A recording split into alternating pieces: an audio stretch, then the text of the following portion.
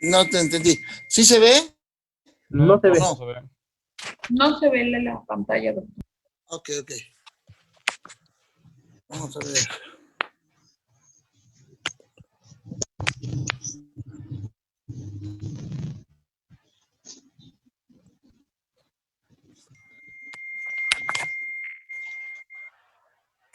Ahora sí, ¿no? Sí, ya se ve, ahora doctor. Sí. Perfecto, vámonos. Muy bien. Bueno, vamos hoy a avanzar con la exploración de la sensibilidad. La sensibilidad se divide en dos, la propiocepción y la estereocepción. La palabra nos va diciendo, propio quiere decir lo mío, estero de afuera, exterior, de afuera. La propiocepción, tenemos dos partes, la posición que tenemos y la vibración. Cuando tiembla, pues esa es la vía que nos lleva a la sensibilidad. La vibración que puedes sentir con un diapasón, o por ejemplo la posición de mi brazo, mi pierna, etcétera, sin necesidad de ver, puedo saber cómo los tengo. La estereocepción viene el dolor, la temperatura y el tacto. Las alteraciones, ustedes van ahí abajo, una disminución, la hipoestesia o anestesia totalmente perdida o abolida la sensibilidad, disestesia, sensaciones extrañas o dolorosas, parestesia, sensación de hormigueo, adormecimiento, y la hiperestesia, el aumento de la sensibilidad. Entonces, para eso, nosotros vemos, por ejemplo, si alguien tiene una lesión, vamos a ver aquí, una lesión, un golpe acá en la pierna. Esto va a liberar un sinnúmero de sustancias y activadores de los receptores sensitivos, ya sea de la propiocepción y de la estereocepción. Esos receptores ya producen ahí entonces un estímulo eléctrico que va a avanzar por las raíces sensitivas, entra por las raíces posteriores a la médula espinal, hasta antes de entrar es la sensibilización periférica. Una vez que hace las conexiones en la médula espinal, se llamará una sensibilización central. De la médula espinal va a ascender, sube toda la médula espinal, llega al tálamo, que es prácticamente la computadora que recibe la información sensitiva, y de ahí a la corteza del lóbulo parietal, que es el área sensitiva primaria. Entonces, la parte más importante es ese recorrido, solo que la propiocepción y la estereocepción van a recorrer la médula espinal en forma diferente. Y eso lo tenemos que saber para poder entender los síndromes medulares. De manera que entonces, pensando cómo podemos explicar, cómo podemos hacer para que los alumnos pues, entiendan, y cuando ya estén ante un paciente, pues se les quede grabado qué es lo que, cómo van subiendo las vías, la vía sensitiva, estereoceptiva o propioceptiva. Entonces, pues el otro día casualmente andábamos ahí en Estados Unidos en un congreso y tuvimos la suerte de ir al béisbol. Buscamos un lugar apropiado, un lugar así muy cómodo, por ejemplo, este lugar aquí en primera fila para ver el partido bien.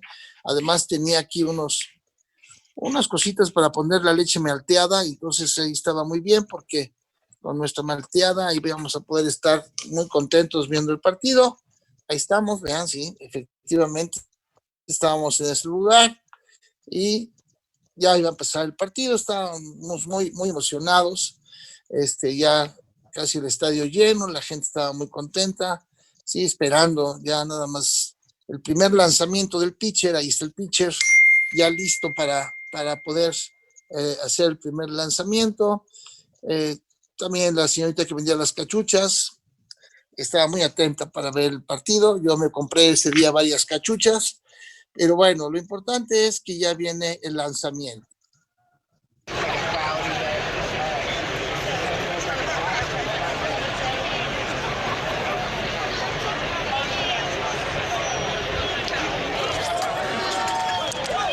Y en eso estábamos cuando de repente yo estaba con mi cámara y de repente, bueno, la bola salió directa donde yo estaba, hasta se me cayó la malteada, pero afortunadamente no me pegó la pelota. no me pegó porque apareció el shortstop. El shortstop no es el que salió en short y se detuvo, sino es un jugador que se pone relativamente cerca de donde va a venir la pelota para rápidamente meter el guante y atraparla. Bien, lo que sucede es que estaba medio mareado ese pelotero y entonces la bola pues no le atina el guante y la bola le pega aquí en la espinilla y le dolió mucho y ahí fue donde se me ocurrió pedirle prestado al beisbolista su dolor, que avanzó por la vía esteroceptiva, por la pierna, entra a las raíces posteriores de la médula espinal, se cruza por la comisura gris anterior y de ahí sube por los haces espinotalámicos lateral y ventral hasta el tallo, de ahí al tálamo y del tálamo a la corteza del lóbulo parietal.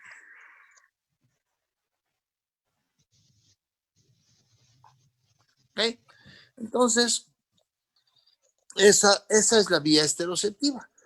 Pero definitivamente lo importante es ver que la esterocepción, donde fue el dolor, los receptores mandaron su impulso, entra a las astas posteriores y de ahí se cruza y sube lateralmente. Y cosa contralateral hasta el tálamo y luego a la corteza del lóbulo parietal. Bien, pero falta la propiocepción, porque evidentemente si a alguien le pegan con la pelota en el pie, entonces pues debe sentir dónde está su pie. Y entonces, bueno, la propiocepción resulta que también los receptores propioceptivos avanzan por la misma raíz nerviosa entre las astas posteriores, pero de ahí no cruza, sino que se sube ipsilateral, o sea, del mismo lado, sube hasta el tallo cerebral, al tálamo contralateral y luego la corteza del lóbulo parietal. Muy bien, entonces, si a este paciente, por ejemplo, en algún momento, o este beisbolista, en algún momento le da un infarto cerebral, ¿sí? Un infarto cerebral aquí, pues entonces él tendría un problema sensitivo completo contralateral.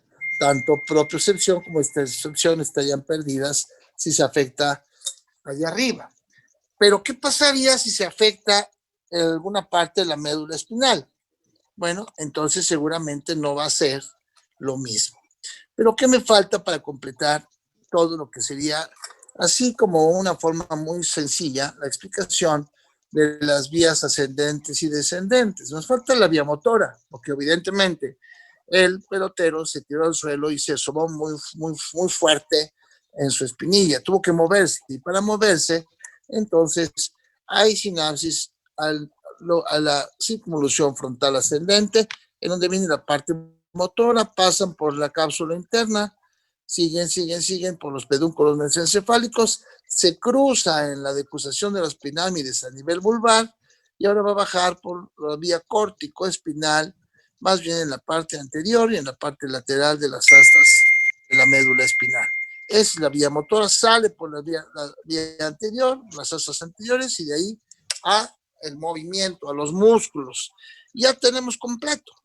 Y entonces, ¿qué pasaría si, por ejemplo, el paciente tiene una lesión porque se tape la arteria espinal anterior, que está aquí?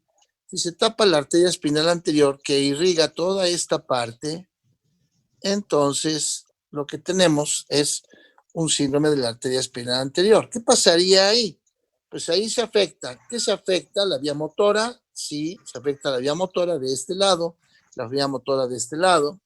¿Qué pasa con la esterocepción? Pues también se afecta la esterocepción de este lado, la esterocepción de este lado, pero la que no se afecta sería la propiocepción, esa quedaría perfecto porque los cordones posteriores están íntegros. Entonces, eso es lo que pasaría con ese síndrome. Si a este paciente le crece un tumor en el centro, un ependimoma, o le sale una enfermedad que se llama siringomielia, que es un hoyito, ¿qué es lo que pasa? Bueno, lo que pasa es que primero se afecta, como pueden ver, la esterocepción de este lado, seguramente también la esterocepción de este lado, la fuerza menos y los cordones posteriores estarían intactos. ¿Sí? Hasta que esto siga creciendo. Bien. Hay un síndrome que se llama Brown-Séquard, que es así, se lastima la mitad de la médula espinal. Entonces, aquí es lo más importante, porque se afecta la parte motora de este lado, ¿sí? Se afectaría de este mismo lado los cordones posteriores, pero no se afecta de este lado, no se afecta de este lado la esterocepción, sino la esterocepción estaría afectada del lado contrario. Esto es parte de lo que se llaman síndromes alternos. Y bueno, esto sí, como grandes rasgos, pero lo vamos a ver acá. Entonces, no olvidemos nuestro esquemita. Y entonces vean, si la arteria espinal anterior se tapa, es en este caso, no recibe irrigación toda la parte de adelante y solamente quedan respetados los cordones posteriores. Si tengo un traumatismo y una hemorragia central, es un síndrome central, aquí está centromedular, o también llamado síndrome siringomiélico. La mitad de la médula espinal lesionada es un síndrome de Brown-Séquard. Pero también tengo, por ejemplo, en los pacientes con sífilis, la tabes dorsal, o tengo el síndrome de cordones posteriores, ¿sí? Que son básicamente los más frecuentes. También puedo tener síndrome de cauda equina y cono medular, pero son las terminaciones ya de la médula espinal, el filum terminal y las raíces de la cola de caballo. Bueno, son síndromes más poco frecuentes y son síndromes más focalizados al área perineal y demás cosas. Bueno, pero estos son los síndromes más importantes. La médula espinal íntegra con sus estructuras. Vemos acá síndrome de siringomiélico o centromedular, arteria espinal anterior, Brown-Séquard o EMI, lesión medular, cordones posteriores.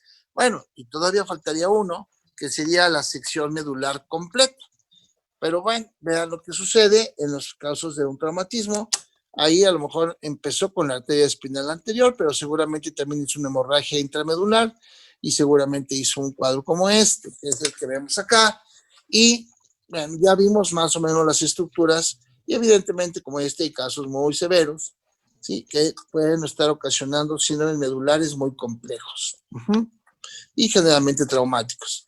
Vean lo que sucede cuando crece un tumor en alguna raíz nerviosa, como neurinoma, se mete en la mitad y ahí está comprimiendo la mitad. Ese es un síndrome de Brown-Séquard, que es que está acá, porque se comprime la mitad de la médula espinal, aunque puede dar más síntomas posteriormente.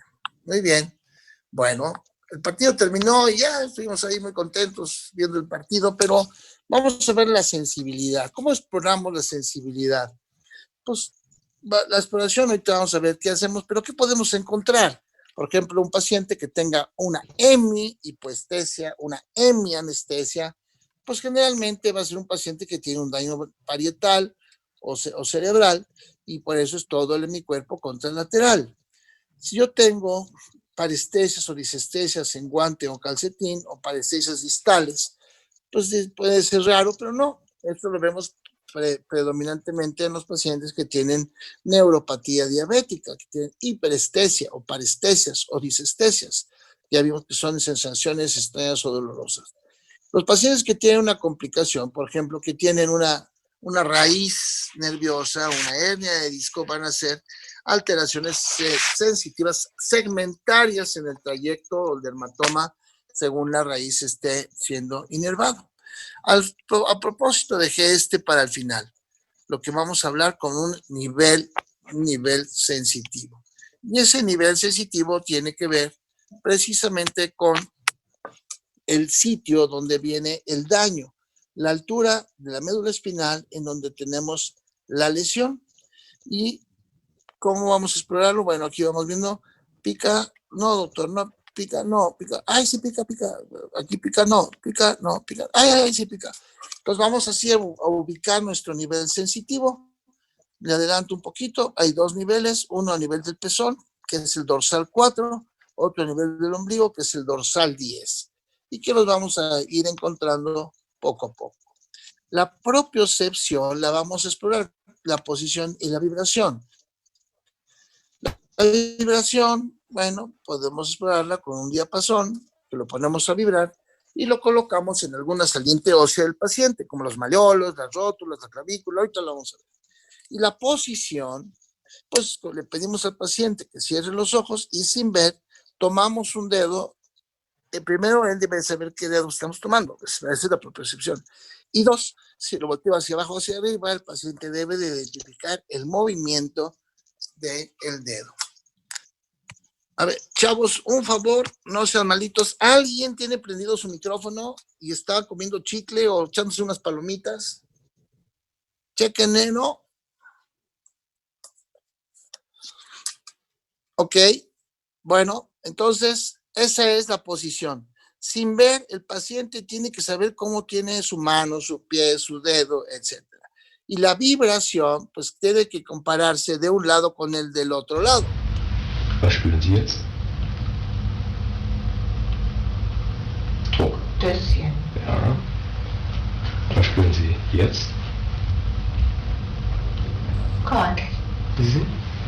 Entonces ponemos a vibrar el diapasón y lo colocamos de un lado, del otro lado y haciéndolo comparativo. Oh, Was spüren Sie hier? Druck vibriert es ein bisschen. Gut. Was spüren Sie hier oben? Auch nur Druck. Druck. Was spüren Sie hier? Da vibriert. ¿Ok? Bien. Dentro de la posición, nosotros necesitamos esa vía propioceptiva para saber si estamos parados, sentados, acostados, lo sabemos. La prueba de Romberg, o el signo de Romberg, es eso, pedirle al paciente que cierre los ojos y en ese momento tiende a caer.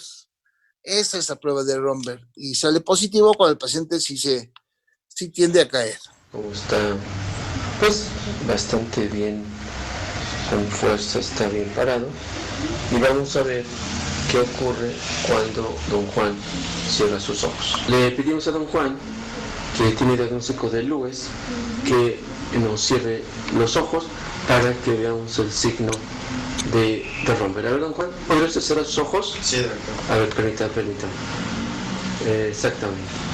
A ver, otra vez, abra sus ojos, don Juan. Ahora, trate de cerrar sus ojos, don Juan. ¿Sí? Ya, Al cerrar exactamente. los ojos pierde Pues la este es el información famoso visual, signo como de tenía Romberg, afectada la cuando el propiocepción, paciente el cae paciente al cerrar sus tiende a ojos. caer. Eso se afecta, eso quiere decir cordones posteriores. Entonces, la sífilis o Lewis afecta los cordones posteriores en los pacientes. La esterocepción la exploramos con la sensibilidad, por ejemplo, el dolor con una agujita o con el dedo y que el paciente discrimine. Dígame cuándo es aguja y cuándo es dedo. Ah, pues ahorita es aguja, ahorita es dedo, etc. Igual con un algodoncito, la sensibilidad superficial, la discriminación en 2 puntos, que es picar al mismo tiempo con 2 puntitas y que el paciente sepa cuántas puntitas lo está picando. O bien la temperatura, que lo vemos con las pruebas de calor y frío, con tubitos de agua, con agua caliente o agua fría, o bien poniéndole un objeto frío para que nos identifique en qué momento está frío y qué momento no está frío. Y eso sería la parte de la esterocepción, que se completaría con la grafestesia y la esterognosia. La esterognosia es, obviamente, con los ojos cerrados, sin ver, le ponemos un objeto en la mano al paciente y el paciente con el tacto identifica qué objeto es. Eso sería la esterognosia. Y con un objeto romo nosotros le podemos dibujar una figurita, una cruz, una rueda, un número en la palma de la mano del paciente y el paciente debe de saber qué le estoy dibujando o qué le estoy trazando en la palma y eso se llama grafestesia. Y tiene que ver con los ácidos espinotalámicos lateral y ventral. Ya habíamos dicho, a nivel del pezón es la raíz nerviosa, la raíz dorsal, la anilla que sale, ya saben, en este caso alrededor del tórax, hacia adelante, la raíz nerviosa dorsal 4 y al nivel del cicatriz umbilical, la dorsal 10, que sería más o menos ahí. Y entonces ya tengo esos 2 niveles sensitivos. Por eso, si un paciente llega a urgencias porque chocó en la cara y está parapléjico, ya sabemos que parapléjico es que perdió la movilidad de las piernas, pero ¿dónde está la lesión si está parapléjico? Bueno, seguramente en la médula espinal, en algún lugar. ¿Y cómo lo puedo saber? Para eso complemento con la exploración de la sensibilidad y los dermatomas. En nuestro ejemplo, que está aquí hacia arriba a su izquierda, el paciente no tiene pica, no, pica, no, pica, ay, pica y pica y pica.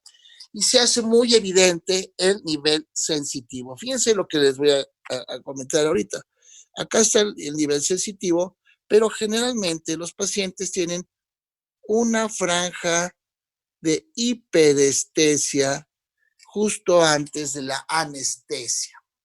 Porque imagínense ahorita, si ustedes del cerebro mandan 100% de corriente eléctrica para su médula espinal, cada vez que la corriente eléctrica va saliendo, los niveles va liberándose.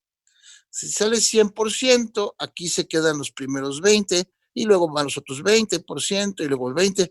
Pero si hay una lesión que ya no deja pasar, entonces los siguientes, ¿qué pasa aquí? Bueno, pues aquí hay 20, aquí ya no hay 20.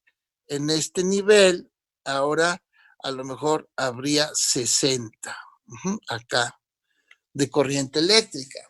Si se viene repartiendo 20, y los 60, ¿por qué 60? Pues porque ya no pasaron para la parte de abajo. Como ya no pasaron aquí, se acumulan acá más cantidad de energía y eso hace que tengamos una franja de hiperestesia justo arriba de la anestesia. Y luego la sensibilidad normal.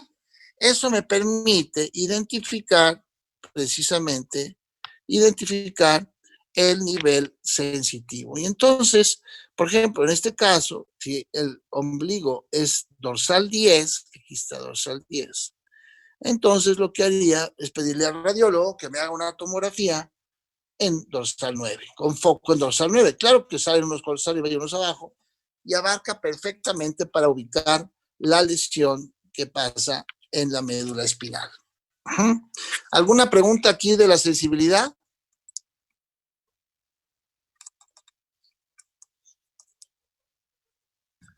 No, doctor. Bueno, Perdón, tú primero. ¿sí? Bueno, quería preguntarle si esa zona de hiperestesia va a seguir siempre o con el tiempo va a reducir. Es que, pues eso no sé, porque depende de la lesión. O sea, si es un hematoma, si es un tumor y se opera, o si se dañó permanentemente la médula espinal, una sección medular. Si es una sección, va a quedar permanentemente así. Una sección medular, vamos a suponer, un accidente, se secciona la médula espinal, de ahí para abajo ya quedó parapléjico y tiene anestesia de ahí para abajo. Entonces, de ahí para arriba va a quedar un poquito de hiperestesia y después ya la sensibilidad normal. Es una sección completa, pues ya va a quedar así para siempre. Pero si es una lesión pues, menor, por ejemplo, una enfermedad desmineralizante, como lo vamos a ver después, van a ver en esclerosis múltiple, vemos lesiones que disminuyen. ¿Por qué? Porque damos esteroides y entonces disminuye la desmineralización, mejora el paciente y entonces mejora el problema sensitivo. Depende de la lesión. Gracias. ¿Sí? Bien, pasamos al penúltimo punto, que es el del cerebelo. El cerebelo es un órgano único localizado en la fosa posterior. Su función es, a diferencia del cerebro, es ipsilateral.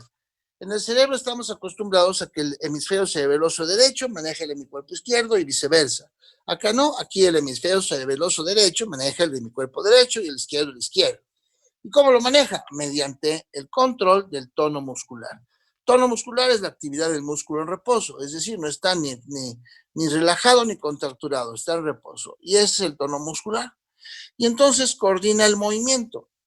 ¿Quién da la parte del movimiento? El movimiento lo da el lóbulo frontal. Pero ¿quién coordina? ¿Quién ayuda? ¿Quién le da la parte inteligente? Eso lo hace el cerebelo. Por ejemplo, si ahorita ustedes se acercan al interruptor de la luz de su cuarto y lo van a prender o apagar con su manita y su dedo, estiran la mano, estiran el dedo y aprietan el interruptor, de una forma que ni se fracturan el dedo, ni es tan suave que no lo apagan. Tienen que utilizar la fuerza suficiente, pero además la dirección de su dedo justo al botón interruptor de la luz. Entonces, eso lo hace el cerebelo en lo que se llaman metrías. Y cuando esas metrías se van alternando, se llaman cocinesias. Entonces, una metría es un movimiento aprendido, único, dirigido, ¿sí? Y una cocinesia es lo mismo, movimiento dirigido, aprendido, pero alterno. Por ejemplo, un aplauso, nada más un aplauso.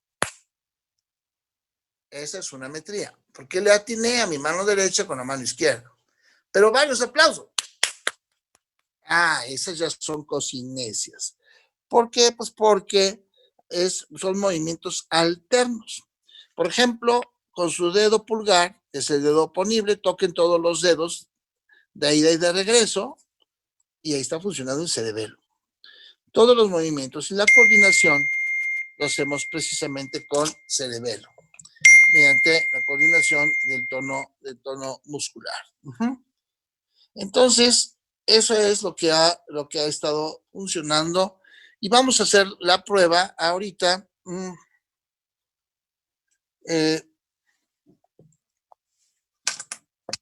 Déjenme aquí. Entonces, vamos a ver la prueba dedo-nariz. Con la prueba dedo-nariz vemos la coordinación. Quiero que vean bien al paciente y al final me digan, además del problema cerebeloso, qué tiene y de qué lado va a ser las dismetrías en el paciente en la prueba dedo-nariz. A ver, mi dedo y nariz. Rápido, rápido, rápido, rápido, rápido. Lo más rápido que pueda. Eso, muy bien. La otra mano.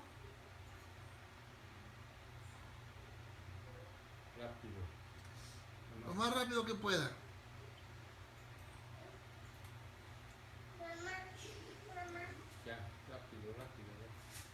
Eso, muy bien.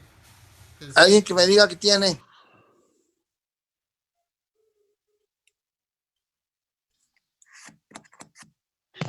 Una distia cocinesia. Una distia de cocinesia en la mano El izquierda. lado izquierdo. Y además además del síndrome cerebeloso izquierdo, ¿qué tiene? Alteración facial. Parálisis social. Ok.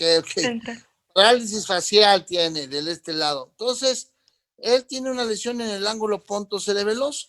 Tiene parálisis facial periférica izquierda y tiene dismetría y disdiadococinesia izquierda.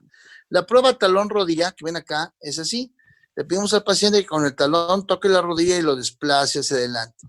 Toca la rodilla y lo desplaza hacia adelante. Lo levanta, lo hace repetidamente. Hagan la prueba hoy en la noche, que se vayan a dormir.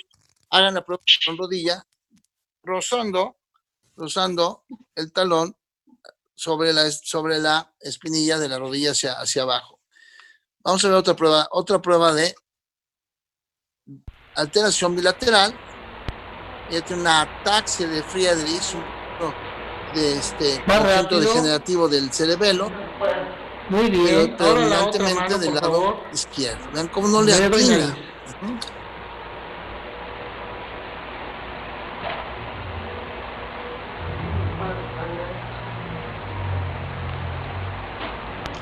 Y la prueba talón-rodilla.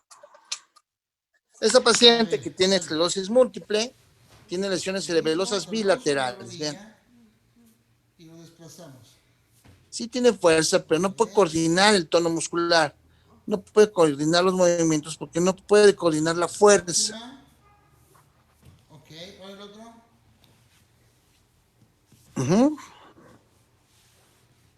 Pero arriba de la espinilla. No. Este. Ese ya no hay. El izquierdo. El izquierdo. Ok. Esa es una alteración cerebelosa con la prueba talón-rodilla. La parte final de la exploración del cerebelo es la marcha, que se llama marcha atáxica, que es una marcha con base amplia de sustentación, más frecuente vista a la salida de los antros, con los chavos que salen ya pasados de copas, porque esa es la marcha del borrachito que va como cayéndose. Esa es la marcha atáxica. Abre muchos piecitos para no caerse. Y la ataxia, entonces, es la parte también de afección del cerebelo. El paciente no puede sostenerse de pie porque tiene precisamente esa alteración en la coordinación del tono, pues, el tono muscular o la coordinación de los movimientos. ¿Sí? Muy bien. El último punto de la exploración es la exploración de los signos meningios. Los signos meningios o de irritación meningia tienen que ver con dolor de irritación meningia. Las meningias se irritan, dan dolor. Las dos principales causas serían procesos inflamatorios infecciosos como la meningitis bacteriana, viral, etcétera, o la hemorragia subaracnoidea, ya sea por traumatismo o por ruptura de un aneurisma o una malformación arteriovenosa. Estas dos son las causas más frecuentes.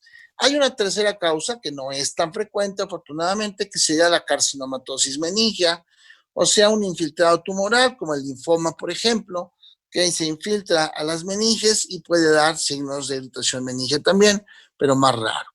El primer dato de irritación meningia va a ser que el paciente tiene rigidez de nuca. Lo normal es que la nuca, o sea, el cuello, al flexionarlo, esté suelto, esté libre.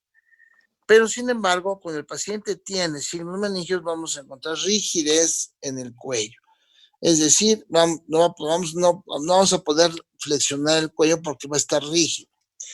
Y, de hecho, tenemos los signos, por ejemplo, el síndrome de Brudzinski, que consiste en que cada vez que le flexiono la cabeza, al estirarse las meninges, le da dolor y flexiona las piernas. Entonces, Brudzinski es levantar la cabeza y el paciente levanta las piernas.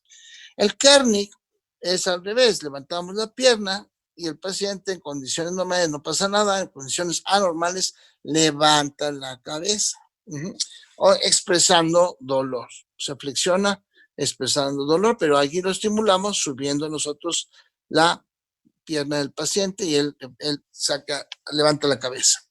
Esos serían esos dos. Binda, que no está aquí, pero ahorita lo vamos a ver. El binda es que cuando el paciente voltea la cabecita a la derecha, pues se la volteamos, lo normal es que no pase nada. Lo anormal es que levante el hombro contralateral a donde estamos volteándolo, es el cuello. Vamos a ver, entonces, ahí viene la rigidez de nuca. Vean, a ver el binda. Volteó la cabeza para acá y levanta el hombro. Voltea para allá, ahí está levantando el hombro. Ese es binda.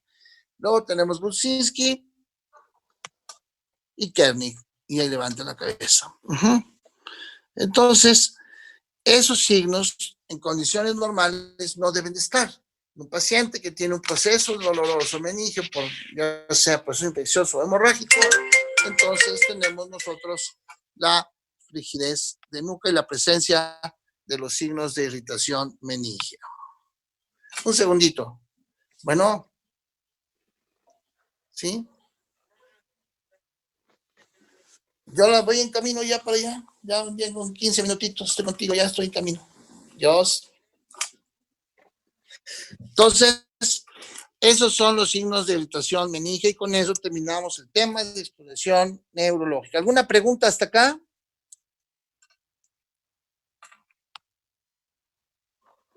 No, doctor. ¿Todo bien? Bueno, chavos, mañana, como ya los estoy viendo que están flacos, ojerosos, cansados y sin ilusiones, mañana los voy a dejar descansar. Nos vamos a ver hasta el lunes. El lunes. Sí, doctor, muchas gracias. Gracias. Gracias, Doc. Ya, hasta luego. Adiós. Cuídense.